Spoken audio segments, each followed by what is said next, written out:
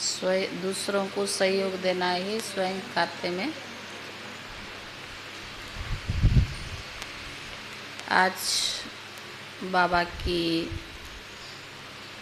8:5 का महावाक्य है। बाबा ज्ञान का सागर भी है तो बाबा सुख का सागर है। और बाबा हम बच्चों को ना जाने संगम युग पर कितना सुख दिया है, जो आधा कल्प किसी ने इतना सुख नहीं दिया होगा। तो बाबा ने कहा जैसे तुम बच्चे बाप को पाकर सुखी बने खुश हो रही हो, ऐसे और आत्माएं जो दुखी और शांति आत्माएं हैं उनकी भी सेवा करो। आज बाबा ने दुखी और शांति आत्माओं की सेवा कैसे करोगे उसकी युक्ति बताया है। सारी दुनिया दुखी है, घोर कलियुग है, रौरव नरक है। तो बाबा ने कहा इनको ये ज्ञान सुनाकर खुशी में लाओ। वो आपका ज्ञान सुनेंगे तो उनको खुशी मिलेगी, सुख मिलेगा। तो बाबा ने कहा फिर आप बच्चों को उनकी दुआएं भी मिलेगी, उनकी आंखें भी खुलेगी। भगवान कौन है, कब आते हैं, उनको कुछ नहीं पता है। और बाबा ने कहा जब ज्ञान सुनाओगे ना तो उनकी आंखें भी खुलेगी और खुश भी होंगे। दूसरा बाबा ने कहा बाबा ने यज्ञ रचा है और इस यज्ञ की हम सभी रक्षक हैं, पर इसका वृद्धि कैसे होगी, इसका आधार क्या है? बाबा ने कहा निस्वार्थ सेवा करो, सच्ची दिल से करो, स्वार्थ से नहीं, निस्वार्थ सेवा करो। जितना आप सेवा करोगे उतना आपका पुण्य का खाता जमा होगा। कोई कहे नहीं, आप खुली दिल से निस्वार्थ बन करके दूसरों की सेवा करो। तो बाबा ने कहा मांगो नहीं किससे। तो बाबा ने कहा दुनिया वाले तो कोई कार्य करते हैं ना, क्या करते, चंदा इकट्ठा करते हैं। बाबा ने कहा मांगो नहीं, बाबा आप पे ही अपना हुंडी भरेगा, बाबा आप पे ही बल देगा। मांगने से जोर कम हो जाएगा, बल कम हो जाएगी। बिना मांगे बहुत कुछ प्राप्त होता है। सारे मीठे बच्चे, विश्व की सभी आत्माएं अनजान और दुखी है।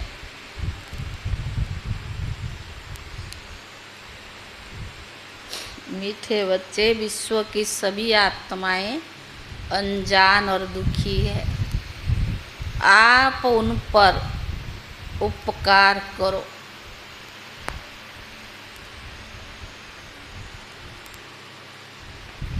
बाप का परिचय देकर खुशी में लाओ। बाप का परिचय देकर खुशी में लाओ, उनकी आंखें खोलो।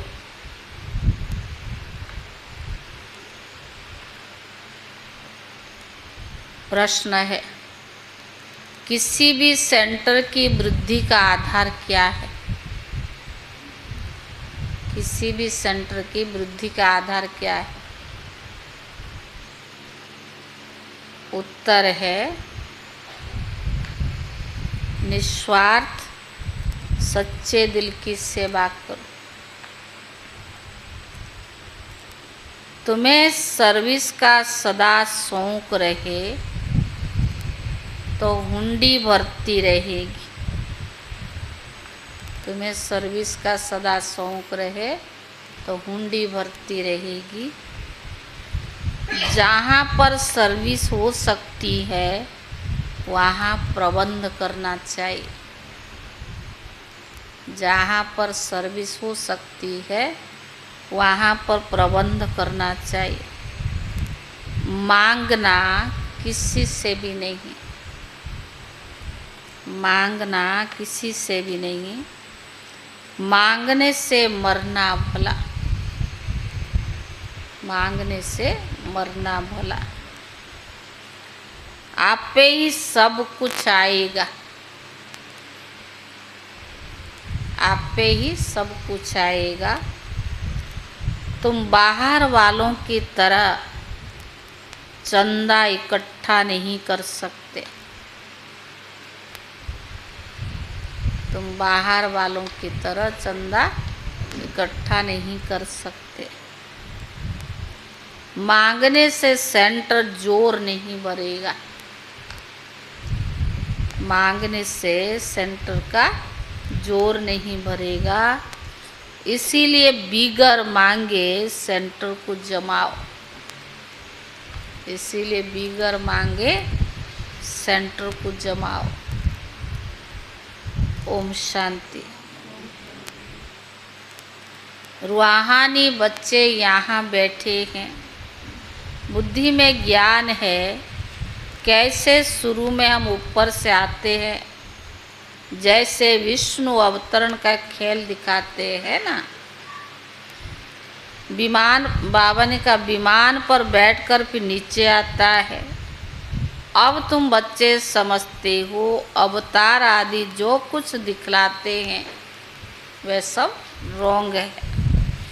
तो बाबा ने कहा अभी तुम बच्चे समझते हो हम आत्माएं असुल कहाँ के रहने वाले हैं, कैसे ऊपर से फिर आते हैं, फिर कैसे 84 जन्मों का पाठ बजाते बजाते पतित बनते हैं। अभी फिर बाबा पवित्र बनाते हैं। यह जरूर तुम स्टूडेंट की बुद्धि में होना चाहिए।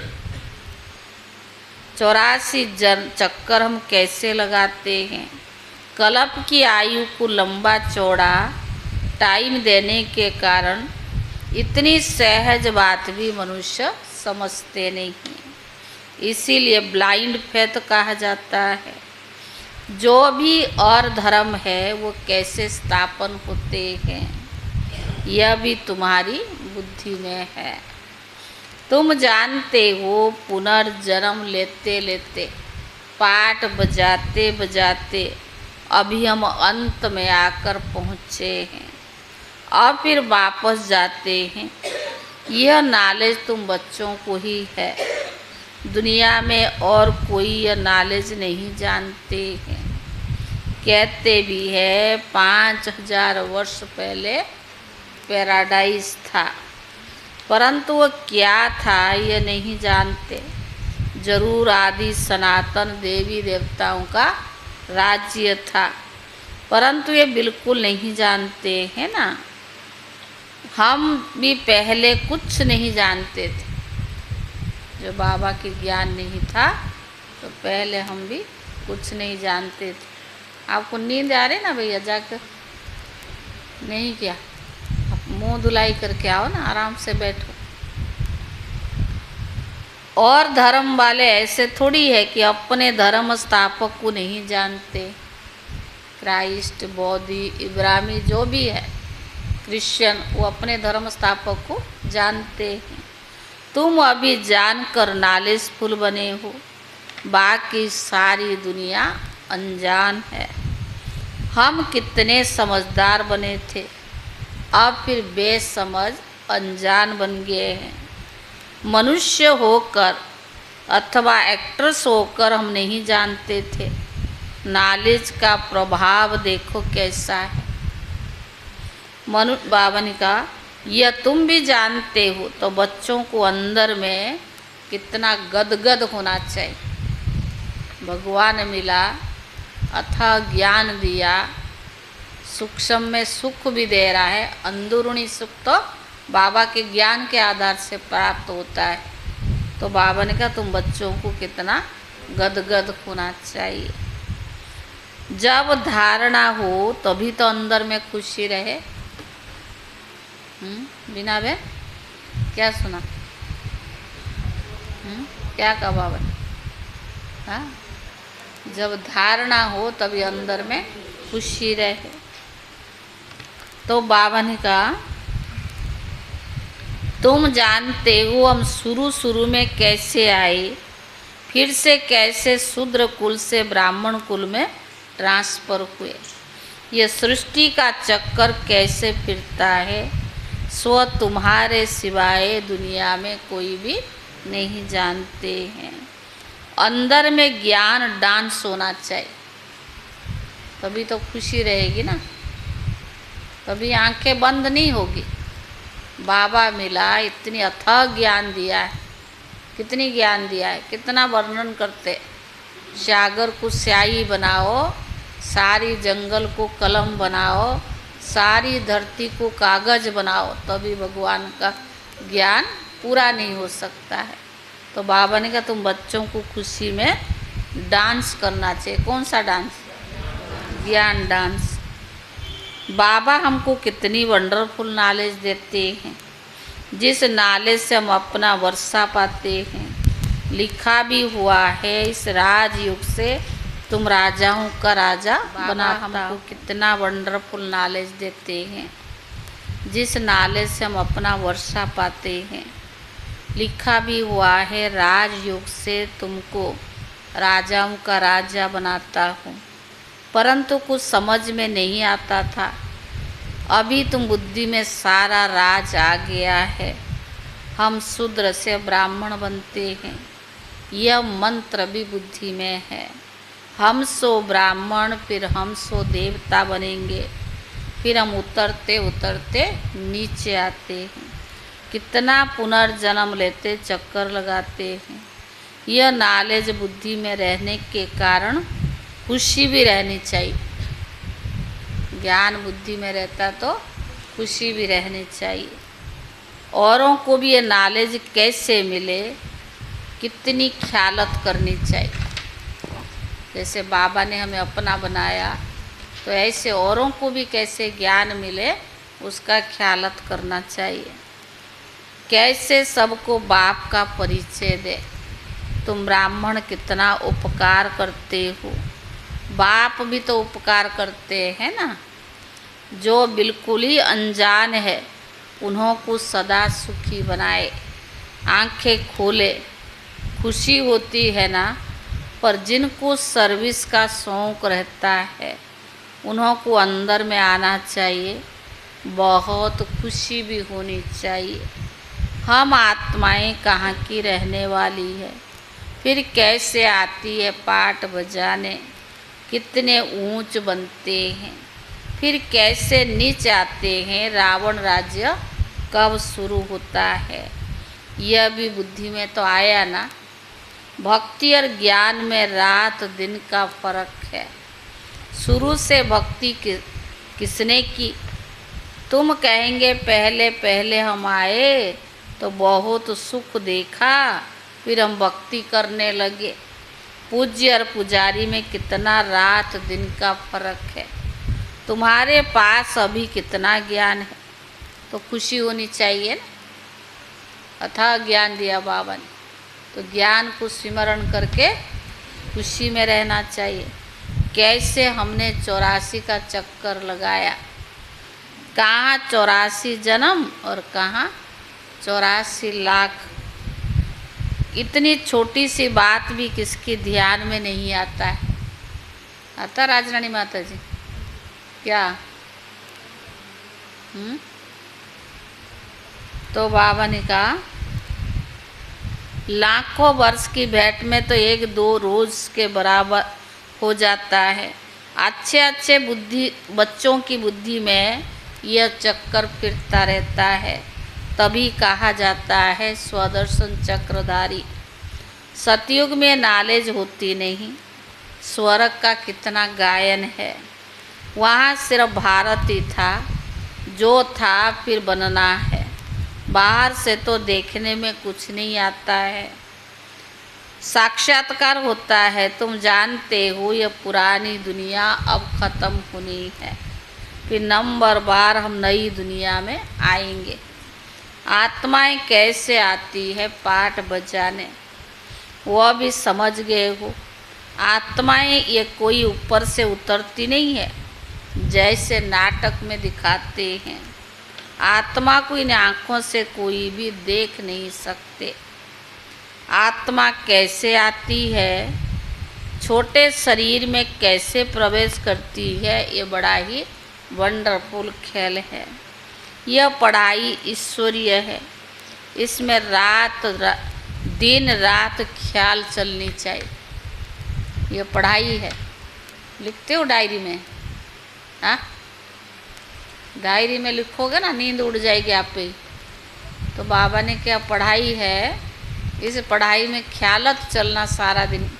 जैसे बच्चे स्कूल जाते हैं, फिर आके क्या करते, रिवाइज करते, होमवर्क देखते ना, आज क्या मिला, दूसरे दिन टीचर को बतानी पड़े। तो यहाँ तो सुप्रीम बाप निराकार टीचर भी है, वो कोई पूछता थोड़ी है। भगवान को भी ब्राह्मण चलाने लगे। दुनिया में कहते भगवान पत्ता पत्ता चलाता है, हिलाता है, और संगम पे अगर क्या उल्टा हो गया, ब्राह्मण भी भगवान को चलाने लगे। बाप जो बन गया ना वो। हम एक बार समझ लेते, जैसे कि देख लेते, फिर वर्णन करते हैं। आगे जादू वाले लोग बहुत चीज़ें दिखाते थे, निकाल दिखाते थे। ऐसे बाप को भी जादूगर, सौदागर, रत्नागर कहते हो ना। वो सर्कस दिखाते नहीं, उसमें जादू करते हैं। कागज़ होता नहीं, पता नहीं नोट तैयार कर लेते, हाथ को हिला देते, पता नहीं क्या हो जाता है। और बाबा उनसे भी ज़्यादा जादूगर है। वो तो अलग काल की है और उससे कोई प्राप्ति नहीं है। और बाबा हमें कितनी प्राप्तियां कराते हैं। तो बाबा ने कहा आत्मा में ही सारा ज्ञान ठहरता है। आत्मा ही ज्ञान का सागर है। भले कहते परमात्मा ज्ञान सागर है, परंतु है कौन, वो कैसे जादूगर है, ये किसको भी पता नहीं है। आगे तुम भी नहीं समझते हैं कि बाबा आकर हमें मनुष्य से देवता बनाते हैं। अंदर में बच्चों को कितनी खुशी होनी चाहिए। आज बाबा ने बार बार कहता है, इतना अच्छा बाबा, इतना आज उसका ज्ञान और कितना सहज रास्ता बताता है। पढ़ाई है तो बार बार याद करके खुशी में रहना चाहिए। तो बाबा ने कहा एक बाप की नॉलेज है, हमको पढ़ाते हैं, यह सिर्फ तुम बच्चे जानते हो। तो ये सारा दिन बच्चों के अंदर सिमरण चलना चाहिए। यह बेहद के नाटक का नॉलेज सिर्फ तुम बच्चे ही, बाप ही सुना सकते, और कोई भी सुना ना सके। बाबा ने देखा थोड़ी है, परंतु उनमें सारी नॉलेज है। बाप कहते सतयुग त्रेता में तो नहीं आता हूँ, परंतु मैं नॉलेज सारी सुनाता हूँ। वंडर लगता है ना, जिसने कभी पाठ नहीं लिया है वो कैसे बतलाते हैं। बाप कहते मैं कुछ भी देखता नहीं हूँ, मैं सतयुग त्रेता में आता हूँ, परंतु मेरे में नॉलेज कितनी अच्छी है, जो मैं एक ही बार आकर तुमको सुनाता हूँ। तुमने पाठ बजाया, तुम जानते नहीं हो, और जिसने पाठ नहीं बजाया वह सब सुनाते हैं। वंडर है ना। हम जो पाठधारी है, हम कुछ भी नहीं जानते, और बाबा में कितनी भारी नॉलेज है। बाबा कहते मैं थोड़ी सतयुग त्रेता में आता हूँ, जो तुमको अनुभव सुनाऊँ, ड्रामा अनुसार बिगर देखे अनुभव किए सारी नॉलेज दे देता है। बाबा सतयुग में आते, त्रेता में आते, द्वापर में आते, और सारी अनुभव का नॉलेज भी सुना देता है। कितना वंडर है। मैं पाठ बजाने आता नहीं, और तुमको सारा पाठ समझाता हूँ, इसीलिए मुझे नॉलेजफुल भी कहते हैं। तो बाबा कहते अब मीठे मीठे बच्चे, अपनी उन्नति करनी है तो अपने को आत्मा समझो। यह खेल है, तुम फिर से ऐसे ही खेल करेंगे, देवी देवता बनेंगे, फिर अंत में चक्कर लगाए फिर मनुष्य होंगे। वंडर खाना चाहिए। बाबा ने यह नॉलेज कहाँ से आई? वंडर खाना चाहिए। उनका तो कोई गुरु भी नहीं है। शिव बाबा का कोई गुरु है? तो उनका कोई गुरु भी नहीं है। ड्रामा अनुसार पहले से ही उनमें पाठ नूंधा हुआ है। इसको कुदरत कहेंगे ना। हर एक बात वंडरफुल है। तो बाप बैठ नई नई बातें समझाते हैं। ऐसे बाप को कितना याद करना चाहिए। बाबा नई नई बातें समझाते तो कितना याद करना चाहिए। 84 के चक्कर को भी याद करना है। यह राज भी बाबा ने ही समझाया है। विराट रूप का चित्र कितना अच्छा है। जो लक्ष्मी नारायण अथवा विष्णु का चित्र बनाते हैं वही दिखाते हैं हम कैसे 84 जन्म में आते हैं। हम सो देवता, फिर क्षत्रिय, वैश्य, फिर शूद्र। यह स्मरण करने से कोई तकलीफ है? पूछ रहा बाबा। भगवान भी पूछ रहा है कि ये जो चक्कर फिरता रहता है उसमें हमारी वर्ण चेंज होता रहता है। पहले ब्राह्मण, देवता, क्षत्रिय, वैश्य, शूद्र। ये चक्कर फिराने में मुश्किल है? फिर क्या मुश्किल है? आत्मा सेल्फ रियलाइज करना मुश्किल है। जा तो बाबा ने कहा, बाबा कहते सिमरण करने में कोई तकलीफ है? बाप तो है ही नॉलेजफुल। कोई पढ़ा थोड़ी है, ना कोई शास्त्र आदि पढ़ा है। भगवान ऑलरेडी पहले से नॉलेजफुल है। ना कोई पढ़ा है, ना कोई शास्त्र आदि पढ़ा है। बिगर कुछ भी पढ़े, बिगर कुछ भी किए इतनी सारी ज्ञान बैठकर सुनाए, ऐसा कभी देखा नहीं होगा। साधु सन्यासी तो कंठ करते हैं, बनाते हैं, फिर जैसे जैसे बुद्धि बनता जाता है ऐसे ऐसे ज्ञान सुनाते रहते हैं। कितना अंधविश्वास है, बातें भी बताते। बाबा तो ऐसा नहीं कहता ना। बाबा आया नहीं, अनुभव किया नहीं, पर सारी अनुभव सुनाता है। बाबा कितना मीठा है। भक्ति मार्ग में कोई किसको मीठा समझेंगे। जिसको जो आता उनकी पूजा करने लग पड़ते हैं। बाबा बैठ सब राज समझाते हैं। आत्मा ही आनंद स्वरूप है, फिर आत्मा ही दुख स्वरूप चीची बनती है। भक्ति मार्ग में तो कुछ भी तुम नहीं जानते थे। मेरी कितनी महिमा करते हैं, परंतु जानते कुछ भी नहीं। यह भी कितना वंडरफुल खेल है। ये सारा खेल बाबा ने समझाया है। इतने चित्र सीढ़ी आदि का कभी देखा भी नहीं थे। अब देखते हैं, सुनते तो कहते ये ज्ञान तो यथार्थ रीति से है, परंतु काम महाशत्रु है। इस पर जीत पानी है ना, तो यह सुनकर ढीले पड़ जाते हैं। बाकी सब सही है। एक काम महाशत्रु, दूसरा बाजार का खाना बंद करना, तामसिक खाना नहीं खाना, वो उनके लिए मुश्किल लगता है। बाकी ज्ञान थोड़ा ना उनको खराब लगता है। ज्ञान तो अच्छा लगता है, रास्ता सही बताते हैं, इनकी पढ़ाई अच्छी है, सब अच्छा है। पर एक दो कि जहाँ कोई रेस्ट्रिक्शन नहीं, कहाँ कोई मर्यादा नहीं, एक कान से सुना दूसरे से निकाले, वहाँ तो भीड़ इकट्ठी हो जाएगी ना। तो भगवान को सतयुग में इतनी भीड़ की आवश्यकता नहीं है। फिर तो ऐसे जैसे यहाँ वैसे हुआ। तो बाबा ने कहा इस परंतु काम महाशत्रु है, इस पर जीत पानी है। यह सुनकर ढीले पड़ जाते हैं। तुम कितना समझाते हो पर समझते ही नहीं है। इतनी मेहनत लगती है, यह भी जानते कल पहले जिन्होंने समझा था अब भी वही समझेंगे। देवी परिवार वाले जितने बनने वाले होंगे उन्हों को ही ये धारणा होगी। तुम जानते हो हम श्रीमत पर राजधानी स्थापन कर रही हैं। बाबा का डायरेक्शन है औरों को भी आप समान बनाओ। बाप सब ज्ञान सुना रही हैं, तुम भी सुना रही हो, तो जरूर ये शिव बाबा का रथ भी सुना सकता होगा ना। परंतु अपने को ये गुप्त कर देते हैं। तुम शिव बाबा को ही याद करते हो, इनकी तो महिमा भी नहीं करनी है।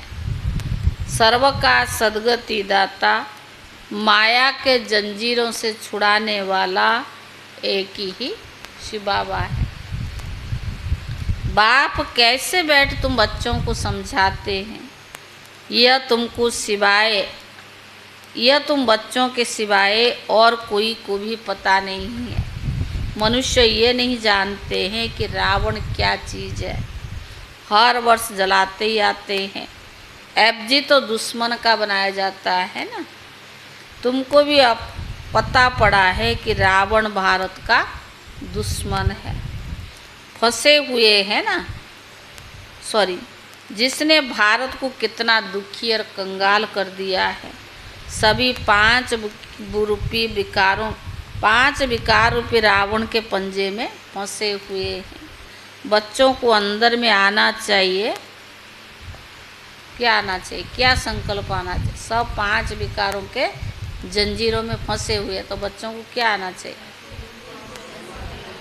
हाँ, कैसे इनको छुड़ाएं? तो औरों को रावण से कैसे छुड़ाएं? सर्विस हो सकती है तो प्रबंध करना है। सच्चे दिल से निस्वार्थ भाव से सेवा करनी है।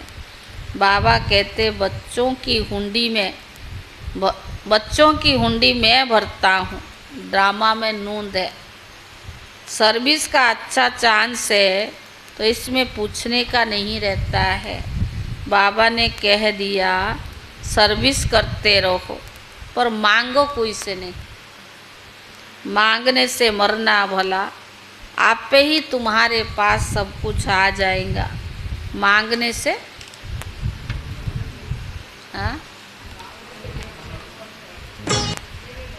मांगने से इतना जोर नहीं भरेगा। बिगर मांगे तुम सेंटर जमाओ, आप पे ही सब आता रहेगा, उसमें ताकत भी रहेगी। जैसे बाहर वाले चंदा इकट्ठा करते, तुम बच्चों को ऐसा नहीं करना है। मनुष्य को तो कभी भगवान नहीं कहा जाता। ज्ञान है बीज रूप बाप बैठ तुमको ज्ञान देते हैं। बाबा ने कहा बीज ही नॉलेजफुल है ना, वह जड़ बीज और वर्णन कर ही नहीं सकेंगे। तुम वर्णन करते हो, सब बातों को समझ भी सकते हो। इस बेहद के झाड़ को कोई भी मनुष्य समझते नहीं है। तो बाबा ने कहा तुम अन्य बच्चे जानते हो, नंबर बार पुरुषार्थ अनुसार। बाबा समझाते माया भी बहुत प्रबल है, कुछ सहन तो करना ही पड़ता है। बहुत प्रबल है तो कुछ सहन भी करना पड़ता है। कितने कड़े कड़े विकार है। अच्छे सर्विस करने वालों को भी चलते चलते माया की चमाट भी लग जाती है। कहते हैं हम तो गिर गए, सीढ़ी ऊपर चढ़ते चढ़ते नीचे गिर गए। तो बाबा ने कहा तो कमाई सारी किया हुआ भी चट हो पड़ती। अगर बाबा के बनकर ज्ञान तो अच्छा लगता ना, नशा चढ़ता है, फिर थोड़ा दिन के बाद विकार में चले गए तो क्या हुआ, गिर गए ना। फिर वो ज्ञान का नशा नहीं रहेगा, वो खुशी नहीं रहेगी। तो बाबा ने कहा जो किया हुआ कमाई वो भी सारी चट हो जाती है, पर दंड जरूर मिलना चाहिए। भगवान के बने, उन्होंने बाबा ने अपना बनाया, फिर उनको छोड़ करके चले गए। तो बाबा ने कहा उनको दंड जरूर मिलना चाहिए। बाप से प्रतिज्ञा करते, ब्लड से भी लिख करके दिया है, फिर भी कहाँ पता नहीं गुम हो गए। शुरू में ऐसे बहुत हुआ ना, अभी भी चले जाते। बाबा पक्का करने के लिए देखते भी है। इतनी युक्तियाँ करते हुए भी फिर भी बच्चे दुनिया की तरफ चले जाते। ज्ञान योग नहीं होगा, दुनिया की आकर्षण होगी तो फिर आपको खींच ही लेगा ना। इसीलिए ज्ञान योग के साथ बाबा ने इतना ज्ञान दिया है। अगर उसी का विचार सागर मंथन चलता रहे तो आप व्यर्थ से बच जाओगे। और व्यर्थ से जब आपका बचाव हो जाएगा, समर्थ्य की तरफ आपका बुद्धि जाएगा, फिर आप बच जाओगे। वरना बाबा ने कहा चले जाते हैं, इतनी युक्तियां करते हुए भी दुनिया की तरफ चले जाते। कितना सहज समझाते हैं। पाठधारी को अपने पाठ का स्मरण करना चाहिए। अपना पाठ कोई भूल थोड़ी सकता है। बाप तो रोज रोज भिन्न भिन्न प्रकार से समझाते हैं। तुम भी बच्चों को समझाते हो, फिर भी कहते बाबा हम आपके सन्मुख जाएं। ज्ञान सुनते हैं ना सेंटर पर, तो नशा चढ़ता है, ज्ञान बुद्धि में धीरे धीरे बैठने लगता है, तो क्या कहते हैं अब हम बाबा से मिलने जाएं। बाप को तो वंडर है, रोज मुरली चलाते हैं। वह निराकार है, नाम रूप देश काल तो है नहीं, फिर भी मुरली कैसे सुनाएंगे। वंडर खाते हैं ना। फिर पक्के होकर आते हैं तो दिल होता है ऐसे बाप वर्षा देने आए, उनसे मिले तो सही। इस पहचान में आकर मिले तो ज्ञान रतन धारण कर सके। आप बताइए, जो बाबा, चलो साकार मिलन तो नहीं मिलना हुआ, अव्यक्त मिलन जो मिले वो कम भाग्यशाली नहीं है। अब तो क्या है, रिवाइज कोर्स है, वो भी पूरा हो जाएगा। 2000 कितने तक तो मुरली चल ही चुका है ना, अभी चल ही रहा है। कितने वर्ष में वो भी पूरा, कितना वर्ष चलेगा, इतना समय थोड़ी है। एक तरफ विनाश का कार्य भी फूल फूट से चल रहा है, दूसरी तरफ स्थापना के कार्य भी फूल फूट से चल रहा है। दोनों कार्य चल ही रहा है, लेकिन गुप्त चल रहा है, उसका तो बाबा अभी सब प्रत्यक्ष रूप में दिखा रहा है ना। तो बाबा कहते हैं दिल होता है ऐसे बाप से वर्षा देने आए, उनसे मिले, फिर पहचान कर, बाबा ने कहा फिर पक्के होकर आते। दिल होता है ऐसे बाप से वर्षा देने आए, उनसे मिले, इस पहचान से आकर मिले तो बाप से ज्ञान रत्नों का धारण भी, ज्ञान रत्न धारण भी कर सके और बाप की श्रीमत को भी पालन कर सके। अच्छा मीठे मीठे सिकीले दे बच्चों प्रति माता पिता बाप दादा का याद प्यार और गुड मॉर्निंग। रूहानी बाप की रूहानी बच्चों को नमस्ते। और रूहानी बच्चों की तरफ से रूहानी बाप दादा को याद प्यार और नमस्ते नमस्ते। धारणा के लिए मुख्य सार। और ये जो योग चल रहा है ना, अभी 11 तारीख को इसका भोग लगेगा, शनिवार का है। तो उस सवेरे जैसे मुरली होता है, योग होती है, उसके बाद धारणा के लिए मुख्य सार। पहला, ज्ञान को जीवन में धारण कर खुशी में गदगद होना है।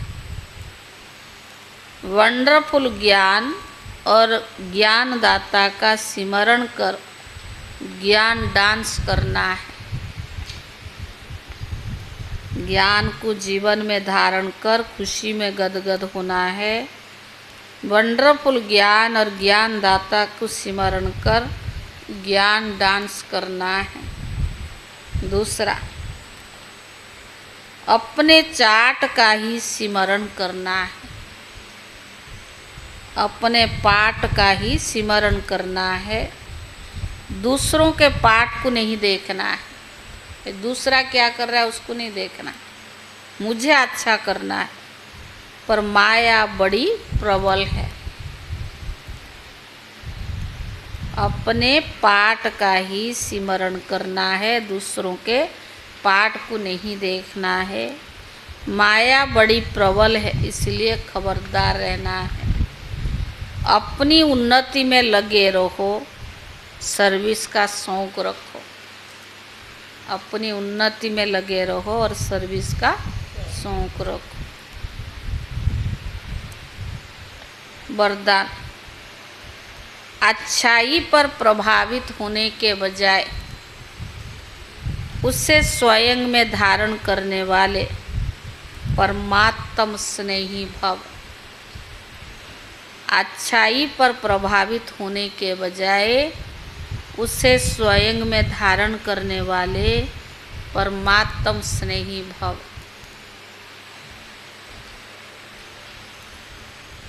अगर परमात्म स्नेही बनना है तो बॉडी कॉन्शियस की रुकावट को चेक करो। कौन बन सकता परमात्मा स्नेही? बॉडी कॉन्शियस ना हो। कई बच्चे कहते बहुत अच्छा या अच्छी है, इसीलिए इस पर रहम आता है। आता नहीं? कई कहते हैं ये बहुत अच्छा अच्छी है, इसीलिए थोड़ा रहम आता है। कोई का किसी के शरीर में लगाव होता है तो कोई का किसी के गुण व विशेषताओं में होता है। कोई किसी के शरीर पे आशिक होता है, कोई किसी का गुण और विशेषताओं से। लेकिन वह विशेषता व गुण देने वाला कौन है? कोई अच्छा है तो अच्छाई का गुण भले धारण करो, लेकिन अच्छाई में प्रभावित नहीं हो जाओ। कोई अच्छा है तो अच्छाई का गुण धारण करो, लेकिन अच्छाई में प्रभावित नहीं हो जाओ। न्यारे और बाप के प्यारे बनो। ऐसा प्यारे अर्थात परमात्म स्नेही बच्चे सदा सेफ रहते हैं।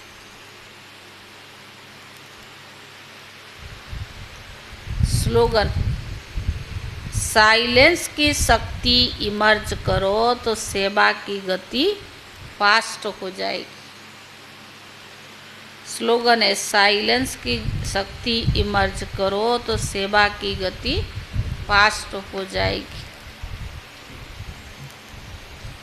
आज है 8 मई। आज का अव्यक्त इशारा: शरीर भले बीमार हो, लेकिन शरीर के बीमारी से मन डिस्टर्ब ना हो। सदैव खुशी में नाचते रहो तो ये शरीर भी ठीक हो जाएगा। मन की खुशी से शरीर को भी चलाओ तो दोनों एक्सरसाइज हो जाएगी। खुशी है, दुआ है, और एक्सरसाइज है, दवाई।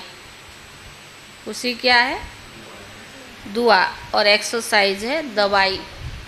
तो दुआ और दवा दोनों होने से सब सहज हो जाएगा।